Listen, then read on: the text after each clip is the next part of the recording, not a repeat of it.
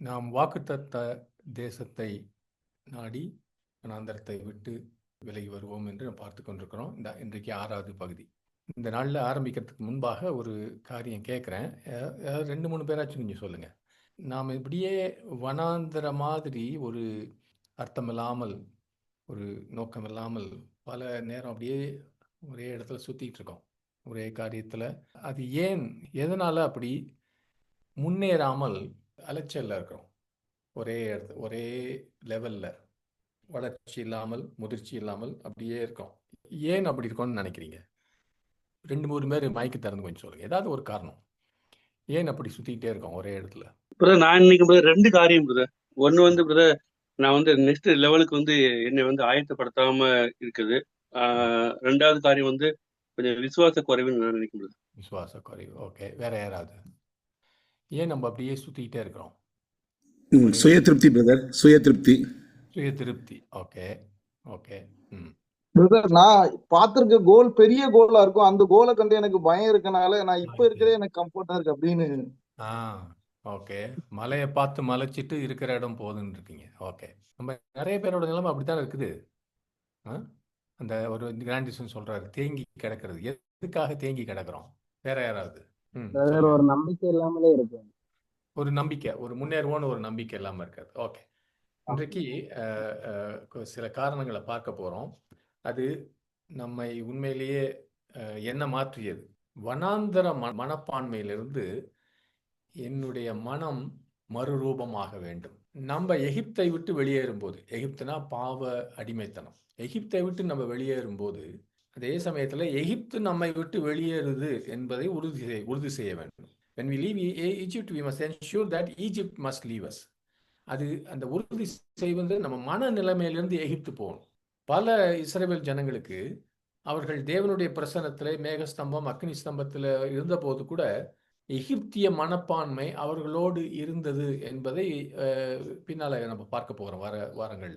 அதே போல நீங்க இந்த வனாந்தர அலைச்சலை விட்டு வெளியேறும் போது, அந்த வனாந்தரத்திலேயே சுத்தி கொண்டிருந்த அந்த நேரத்தில் இருந்த மனப்பான்மை நம்மை விட்டு வெளியேறி விட்டது என்பதை உறுதி செய்தால்தான் நாம் வாக்குத்தத்தம் பண்ணப்பட்ட தேசத்திலே, தேவனுடைய ராஜ்யத்திலே பெரிய காரியங்களை செய்ய முடியும். அடுத்த சில வாரங்களுக்கு இன்றைக்கும் சேர்த்து வனாந்தர அலைச்சல் உரிய சில மனப்பான்மைகளை குறித்து பார்க்க போறோம். அந்த மனப்பான்மைகள் வாக்குத்தத்த தேசத்திலே நமக்கு எப்படி உதவி செய்யாது என்பதை பற்றியும் தியானிப்போம். தயவு செய்து இதை நான் பகிர்ந்து கொள்ளும்போது நம்ம எல்லாருமே கொஞ்சம் சீரியஸாக, இது ஏதோ பைபிள் ஸ்டடியில் நம்ம வாழ்க்கையை பாதிக்கிறது, தனிப்பட்ட வாழ்க்கை, நம்ம முன்னேற்றம், வளர்ச்சி, மற்றவர்களுக்கு ஆசீர்வாதம், தேவன் நம்முடைய வாழ்க்கையில் வைத்திருக்கிற நோக்கங்களை முழுவதுமாய் நிறைவேற்றுவது, இவைகளுக்கெல்லாம் நம்ம மனம் மறுரூபமாக வேண்டும். நம்ம திங்கிங், ஆட்டிடியூட், மனப்பாங்கு மாற வேண்டும் என்று தேவன் எதிர்பார்க்கிறார். என்னாகமும் 13வது அதிகாரம் 31 to 33, 31லேருந்து 33 வரைக்கும் யாராவது வாசி. அவனோடு கூட போய் வந்த மனிதரோ, நாம் போய் அந்த ஜனங்களோட எதிர்க்க நம்மாலே கூடாது, அவர்கள் நம்மை பார்க்கிலும் பலவான்கள் என்றார்கள். நாங்கள் போய் சுற்றி பார்த்து வந்த அந்த தேசம் தன் குடிகளை பட்சிக்கிற தேசம். நாங்கள் அதிலே கண்ட ஜனங்கள் எல்லாரும் மிகவும் பெரிய ஆட்கள்.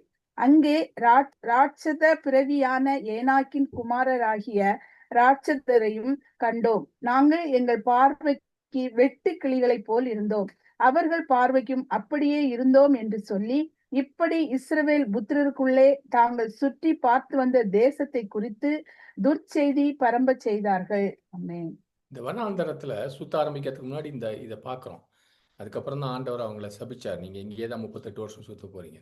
காலேப் யோசுவோடு போன மற்ற உளவாளிகள் அடுத்த 10 பேர் இந்த புதிய தமிழ்ல இருக்குது. நாங்கள் எங்கள் பார்வையில் அவர்களுக்கு முன்னால் வெட்டுக்கிளிகளை போல் காணப்பட்டோம். We were like grasshoppers in our own sight. எங்க சொந்த பார்வையிலேயே நாங்கள் வெட்டுக்கிளிகளை போல இருந்தோம். அதுதான் வனாந்தரத்தின் மனப்பாங்கு, வனாந்தர அலைச்சலிலே அப்படியே நம்ம இருக்கிறோம். பாருங்க, பல பேர் இதை தாழ்மை என்று நினைக்கிறோம். தாழ்வு மனப்பான்மை என்பது தாழ்மை கிடையாது. நம்மை கீழே மட்டம் தட்டி கொள்வது தாழ்மை கிடையாது. நான் ஒன்றுமில்லை என்று சொல்வது தாழ்மை கிடையாது. தாழ்மை என்பது தேவனை உயர்த்துவது. அதுதான் யோசேப்புக்கும் காலேபுக்கும் இருந்துச்சு. நல்லா நீங்க அதை முன்னாடி படிச்சு பார்த்தீங்கன்னா அவங்கள பத்தி இல்லை, அவங்களுடைய தேவனை குறித்து காலேபு அங்கே புகழ்கிறத பார்க்கலாம். வனாந்தர மனப்பான்மை நம்மை பற்றியும், இங்கே எங்கேயாவது எழுதி வச்சுக்கோங்க, வனாந்திர மனப்பான்மை என்றால் நம்மை பற்றியும், நமது தேவனை பற்றியும், நம்முடைய நோக்கம் அழைப்பை பற்றியும், தேவன் தன்னுடைய வாக்குத்தத்தங்களுக்கு உண்மையுள்ளவர் என்பதை பற்றியும் நாம் எதிர்மாறாக சிந்திக்கிற மனப்பான்மை. நம்மை பற்றி, நம் தேவனை பற்றி, நம்முடைய நோக்கம் அழைப்பை பற்றி, தேவனுடைய வாக்குத்தத்தங்களை நிறைவேற்றுவார் என்பதை பற்றி எல்லாம் நாம் எதிர்மாறாக சிந்திக்கிற ஒரு மனப்பான்மை. அது மாத்திரம் அவங்க சொல்ல, நாங்க எங்க பார்வையில வெட்டுக்கிளிகளை போல இருந்தோம் மட்டும் சொல்ல, அவர்கள் மேலும் சொன்னார்கள், அதனால் நாங்கள் அவர்கள் பார்வையிலும் அப்படியே காணப்பட்டோம்.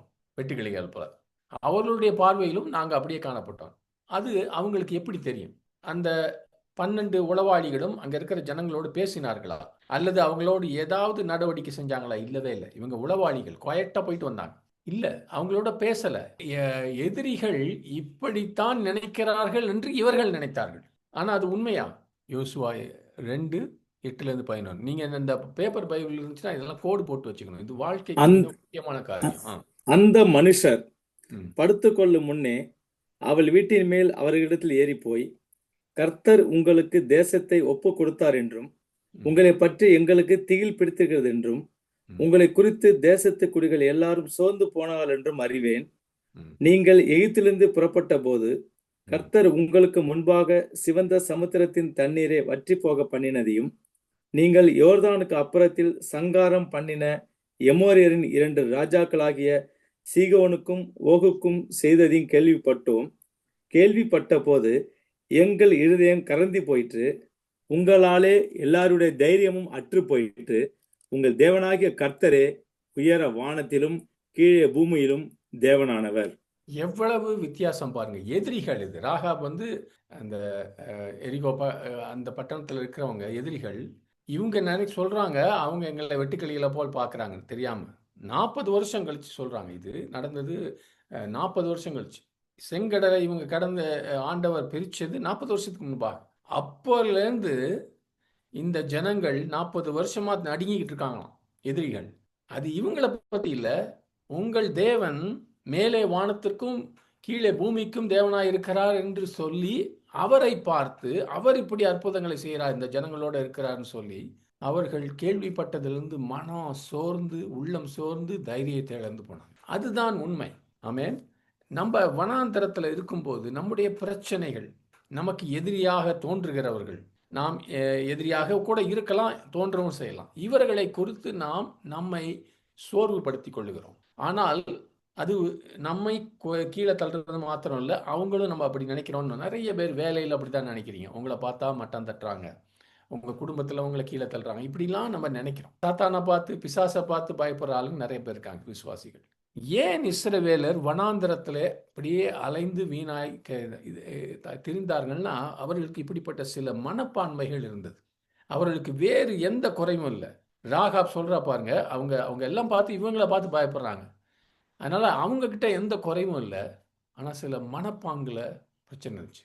25 ஆண்டுகளுக்கு முன்பாக தேவனுடைய ஊழியக்காரியை ஜாய்ஸ் மேயர் கற்பித்த வனாந்தர மனப்பான்மைகளை குறித்து ஒரு அற்புதமான செய்தி தொடரிலிருந்து நான் சில காரியங்களை குறிப்பிடுகிறேன். வனாந்தரத்தில் நாம் அலைச்சலுக்குள்ளே போவதற்கு காரணமாக வாக்குத்தத்தம் பண்ணப்பட்ட தேசத்தை சுதந்திரித்துக் கொள்வதற்கு தடையாயிருக்கிற 10 மனப்பான்மைகளை அந்த சகோதரி பட்டியலிட்டு போதிக்கிறார். நாம் எல்லாரும் இந்த கண்டறிந்து இவைகளை மேற்கொண்டு பிறகும் எச்சரிக்கையாக இருக்க வேண்டிய இந்த வனாந்தர மனப்பான்மைகள் இங்கே ஒவ்வொன்றாய் பார்ப்போம். இன்றைக்கு ஒரு சில காரியங்களை பார்ப்போம். முதல் வனாந்தர மனப்பான்மை, என் எதிர்காலம் என் கடந்த காலத்தையும் நிகழ்காலத்தையும் அடிப்படையாக கொண்டது. My future is based on my past and my present. நாளைக்கு என்ன நடக்க போகுது, அடுத்த வருஷம் என்ன நடக்க போகுது, 10 வருஷம் கழிச்சு எனக்கு என்ன நடக்க போகுது, என்னுடைய இன்றைய நிலைமையும் என்னுடைய கடந்த வாழ்க்கையும் அடிப்படையாக கொண்டது என்று நம்ம வனாந்தரத்தில் இருக்கிறவங்க நினைக்கிறோம். அதனால அப்படியே சுத்திட்டு இருக்கோம். இது ஒரு தவறான சிந்தனை, இது தவறான மனப்பாங்கு. இஸ்ரவேல் ஜனங்களுக்கு, அந்த வனாந்தரத்தில் அலைந்த அந்த ஜனங்களுக்கு தங்கள் வாழ்க்கையை குறித்த ஒரு சாதகமான தரிசனம் அவங்களுக்கு இல்லவே இல்லை. சகோதரனே, சகோதரியே, உங்கள் வாழ்க்கைக்காக தேவன் ஒரு நல்ல திட்டத்தை வைத்திருக்கிறார். நல்ல ஒரு நல்ல நோக்கமுள்ள ஜனங்களாக நீங்களும் நான் இருக்க வேண்டும். நம்ம தேவனுடைய பிள்ளைகள். நமக்கு ஒரு நோக்கம் உண்டு. பரிசுத்த ஆவியானவர் நம்மை ஒருபோதும் கைவிட மாட்டார். அந்த நோக்கத்தை நிறைவேற்றுவார். இஸ்ரவேலர் ஏன் ஒருபோதும் முன்னேறவில்லை என்றால், அவர்கள் தங்களுடைய எதிர்காலத்தை, தங்களுடைய ஃபியூச்சரை குறித்து விசுவாச கண்களாலே பார்க்கவில்லை. அவர்கள் தங்கள் சரீர கண்களுக்கு முன்பாக இருந்ததை மட்டுமே பார்த்தார்கள். உதாரணமாக சொல்றேன், நம்ம இன்னைக்கு யுத்த காலத்துல சுற்றிமே அது இருக்கும், இதுதான் நம்ம வாழ்க்கைன்னு நீங்க விசுவாசம் இல்லாமல் நினைச்சா, நீங்க ஜெபிக்கிறதுலையும் பிரயோஜனம் இல்லை, வேலைக்கு போறதுலையும் பிரயோஜனம் இல்லை. என்னைக்காவது நம்ம தலையில ஏதாவது உளுந்துரும், இப்படிதான் நம்ம வாழ்க்கை இருக்க போதுன்னு நினைச்சிங்கன்னு வச்சுக்கோங்க, ஒரு விதத்துலையும் நம்ம முன்னேற மாட்டோம். அது போல நீங்க எங்க இருந்து வந்தீங்களோ, நான் வில்லேஜில் இருந்த மாதிரி, நான் தமிழ் மீடியம் படித்தேன், நான் ஏழை குடும்பம், ஓகே, அதெல்லாம் ஓகே. அதற்கு அப்பாலே, அதற்கு மேலே நீங்க பார்க்க கற்றுக்கொள்ளுங்கள். நீங்க எப்பொழுதுமே இன்றைக்கு இருக்கிற ஸ்தானம், இன்றைக்கு இருக்கிற நிலைமைக்கு அப்பால பார்க்க கற்றுக்கொள்ளுங்கள். உங்களுக்குள்ளே ஜீவிக்கிற வல்லமையுள்ள தேவன், மாட்சிமையுள்ள தேவன் உங்களுக்குள்ளே பெரிய காரியங்களை செய்வார் என்று விசுவாசியுங்கள். Amen. Believe that the great God that lives in you will do great things for you. Amen. இயேசுவை அபிஷேகித்த பரிசுத்த ஆவியானவர் அவருக்கு சொல்லி கொடுத்தது, அவர் தன் கண்களாலே காண்பதையோ கேட்பதையோ அடிப்படையாக கொண்டு தீர்மானங்களை எடுக்கக்கூடாது என்று இயேசுவுக்கு பரிசுத்த ஆவியானவர் பூமியில் இருந்தபோது கற்பித்தார். யாராவது ஏசாயா 11வது அதிகாரம் எடுத்து சீக்கிரமா 2வது 3வது வசனத்தை வாசிங்க. ஞானத்தையும் உணர்வையும் அருளும் ஆவியும், ஆலோசனையும் பலனையும் அருளும் ஆவியும், கர்த்தருக்கு பயப்படும் பயத்தையும் அருளும் ஆவி ஆகிய கர்த்தருடைய ஆவியானவர் அவர் மேல் தங்கியிருப்பார். இதுல பாத்தீங்கன்னா, அந்த பரிசுத்த ஆவியானவர் அவர் இயேசு கிறிஸ்து மேல வந்ததுனால அவருடைய பகுத்தறிதல் மூலமாக இவர் வாழ்க்கையை நடத்தினார். He walked by the discernment of the Holy Spirit. உங்க எதிர்காலத்தை குறித்த சாதகமான நேர்மறையான தரிசனத்தை பெறுவதற்கு ஆவியிலே அபிஷேகத்தை பெற்று விசுவாச கண்களாலே பார்க்க ஆரம்பிங்க. ஆமென். இஸ்ரவேல் ஜனங்கள் தங்கள் சூழ்நிலைக்கு அப்பாலே ஒருபோதும் பார்க்கவில்லை. என்னாகமத்தை யாராவது எடுத்து வாசிங்க, 14வது அதிகாரம் 2-4 வரைக்கும். தங்கள் சூழ்நிலைக்கு அப்பாலே அந்த ஜனங்கள் ஒருபோதும் பார்க்கவில்லை. இஸ்ரவேல் புத்திரர் எல்லாரும் மோசேக்கும் ஆரோனுக்கும் விரோதமாக முறுமுறுத்தார்கள். சபையார் எல்லாரும் அவர்களை நோக்கி, எகிப்து தேசத்திலே செத்து போனோமானால் நலமாயிருக்கும். இந்த வனாந்தரத்திலே நாங்கள் செத்தாலும் நலம். நாங்கள் பட்டயத்தால் மடியும்படிக்கும் எங்கள் பெண் ஜாதிகளும் பிள்ளைகளும் கொள்ளையாகும்படிக்கும் கர்த்தர் எங்களை இந்த தேசத்துக்கு கொண்டு வந்தது என்ன? எகிப்துக்கு திரும்பி போகிறதே எங்களுக்கு உத்தமம் அல்லவோ என்றார்கள். மனப்பான்மை பாத்தீங்களா? ஒரு சோதனை, ஒரு சூழ்நிலை வந்த உடனே, ஒரு கடினமான சோதனையோ கடினமான சூழ்நிலைக்கு வந்த போது அவர்கள் ஒரு நாளும் துதியின் பலியை செலுத்தவில்லை. தாங்கள் செத்து போவதே மேல் என்று நினைத்தார்கள். எகிப்துக்கு திரும்பி செல்ல கூட விரும்பினாங்க. சகோதரனை சகோதரி, தேவ ஆவியானவர் உங்களாலையும் என்னாலையும் முடியாத காரியங்களை செய்ய நம்மை அழைத்திருக்கிறார், நமக்கு உதவி செய்கிறார். உங்களுடைய நீங்க சோதனையில போகும்போது மீண்டும் மீண்டும் அந்த சோதனையில போக நீங்க விரும்பவில்லை என்றால், ஒரு பரீட்சை எழுதுறீங்க, அந்த பரீட்சையில திரும்ப திரும்ப அந்த பரீட்சை எழுதக்கூடாது, பரீட்சையில பாஸ் பண்ணிடணும். பாருங்க, இந்த நாட்களிலே உங்க மனப்பான்மையை மாற்றுகிற வரைக்கும் நீங்க அடுத்த கிளாஸுக்கு போக மாட்டீங்க, உயர்நிலைக்கு செல்ல மாட்டீங்க. கெட்ட மனப்பான்மைகள், பேட் ஆட்டிடியூட்ஸ், இவைகளே நம்மை தடுத்து நிறுத்துகிறது. இஸ்ரவேலருடைய கெட்ட மனப்பான்மையை பாருங்க. என்னாகமம் 20வது அதிகாரம் 3-5 வரைக்கும். என்னாகமம் 20, 3-5 வரைக்கும். ஜனங்கள் மோசேயோடே வாக்குவாதம் பண்ணி, எங்கள் சகோதரர் கர்த்தருடைய சந்நிதியில் மாண்டபோது நாங்களும் மாண்டு போயிருந்தால் நலமாயிருக்கும். நாங்களும் எங்கள் மிருகங்களும் இங்கே சாகும்படி நீங்கள் கர்த்தரின் சபையை இந்த வனாந்தரத்திலே கொண்டு வந்தது என்ன? விதைப்பும் அத்திமரமும் திராட்சை செடியும் மாதுளம் செடியும் குடிக்க தண்ணீரும் இல்லாத இந்த கெட்ட இடத்தில் எங்களை கொண்டு வரும்படி நீங்கள் எங்களை எகிப்திலிருந்து புறப்பட பண்ணினது என்ன என்றார்கள். அவங்க எப்போதும் தேவன்கிட்ட ஏன் என்று கேட்டாங்க. சகோதரனை சகோதரியே, நீ தேவனை ஏன் என்று கேட்கிற வரைக்கும் உனக்கு ஒரு பதிலும் சொல்ல மாட்டார். You can never ask why. God never answers why. தேவன் அவரை நாம் நம்ப வேண்டும் என்று விரும்புகிறார். ஏன் என்று கேட்டுக்கொண்டிருக்கிற வரைக்கும் நம்ம சுத்திக்கிட்டே இடத்துல பாஸ் பண்ண மாட்டோம். ஆமென். இந்த முதல் காரியத்தை நாம் வச்சுக்கோம்.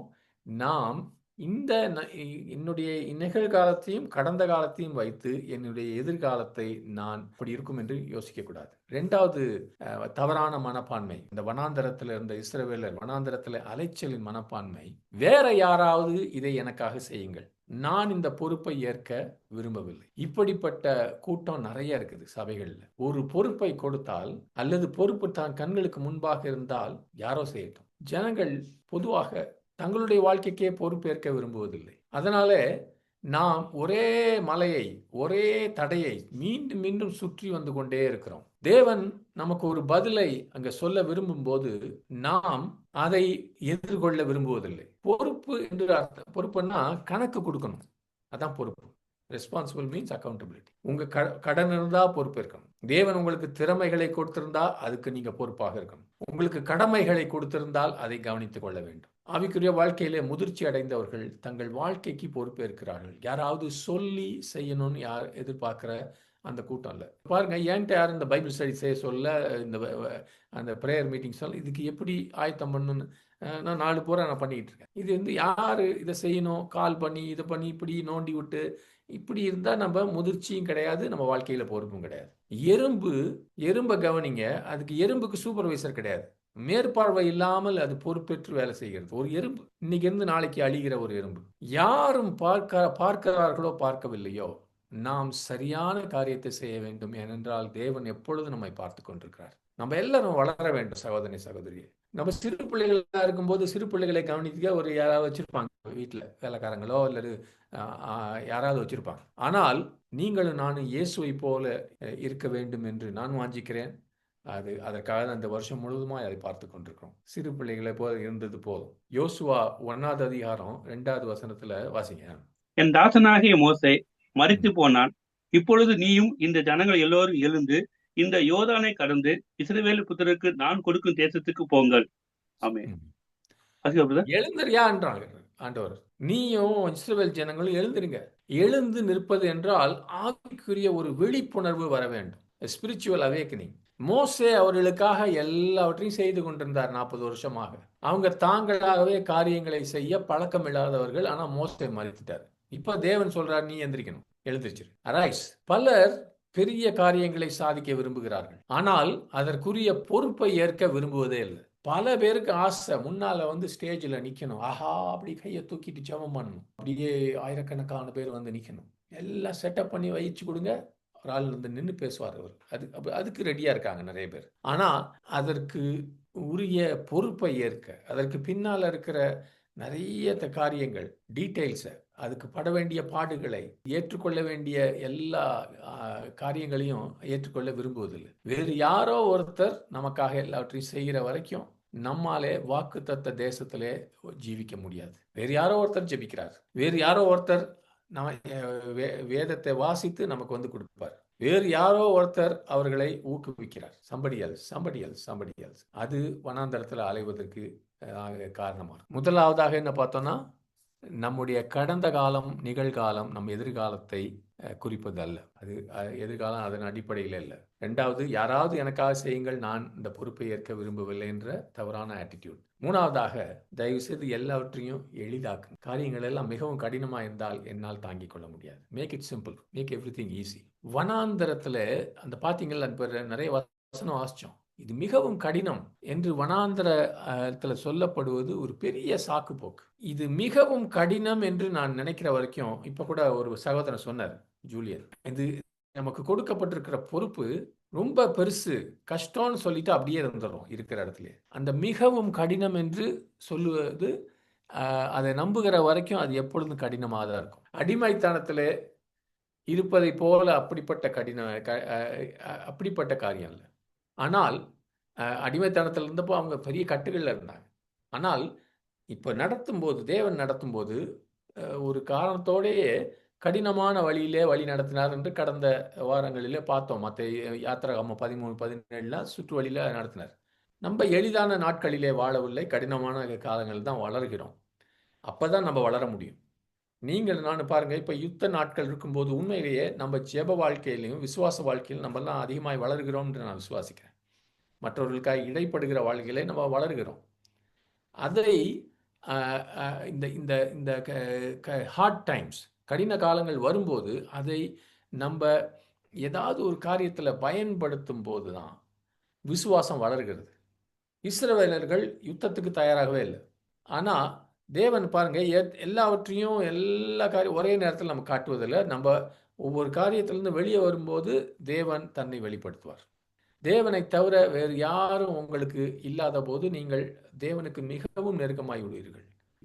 ஒருவேளை இன்றைக்கு நம்ம வனாந்தரன் சில தனிமையில் போய் கொண்டிருக்கலாம், தனிமையான சூழ்நிலையில் போய்கிட்டு இருக்கலாம். உங்களை யாரும் புரிந்து கொள்ளவோ நம்பவோ இல்லாமல் இருக்கலாம். நீங்கள் உங்களுக்கு இருக்கிற தரிசனம் மற்றவங்களுக்கு இல்லை. உங்களுடைய நண்பர்கள்லாம் போயிட்டாங்க.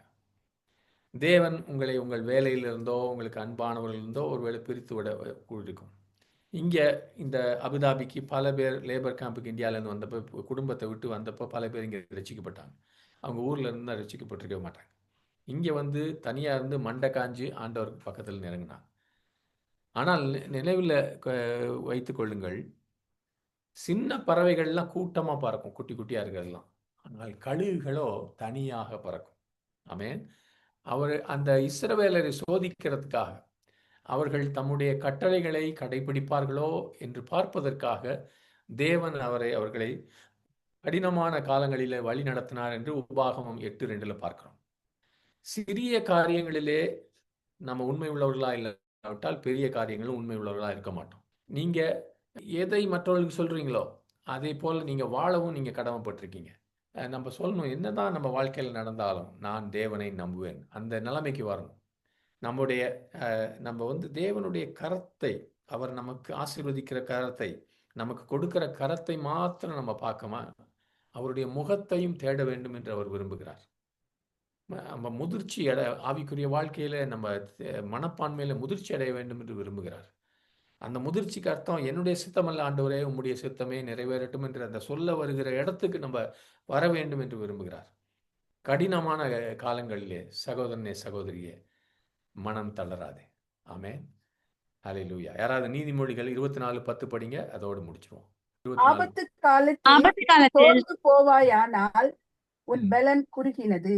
ஆமென். ஆமென். ஆமென்.